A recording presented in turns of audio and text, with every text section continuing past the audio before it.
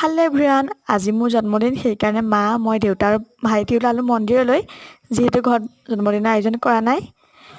এয়া আহি পাই গ'লোহি মন্দিৰ যিহেতু আজি সোমবাৰ লগতে শাওণ মাহ চলি আছে সেইকাৰণে বহুত মানুহ ভিৰ হৈছে তাৰপিছত এয়া আমি ভিতৰলৈ সোমাই আহিলোঁ বলবমৰ ভক্তসকল উপস্থিত হৈছেহি ইয়াত আহি আমি চালোঁ চাই মেলি হোৱাৰ পিছত আমি গোটেইকেইটা মিলি চাকি জ্বলাবৰ কাৰণে আহিলোঁ চাকি জ্বলাই মেলি হোৱাৰ পিছত এয়া এখন হোটেলত সোমালোঁ তাত খালোঁ কফি আৰু চিংৰা তাৰপিছত খাই মেলি হোৱাৰ পিছত এয়া মই আহি গ'লোঁ ঘৰলৈ এটা 5 টকীয়া কেক ল'লোঁ যিটো ডাঙৰ কেক নাই সেইকাৰণে সৰু কেকটোকে কাটি পেলাই খালোঁ অকলে অকলে তাৰপিছত আকৌ এয়া কিবা খাব মন গ'ল আনিলোঁ ভুজিয়া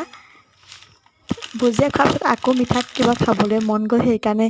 এয়া খালোঁ মেংগ' আজিলৈ আহিছোঁ বাই পুনৰ এটা ভিডিঅ'ত লগ পাম।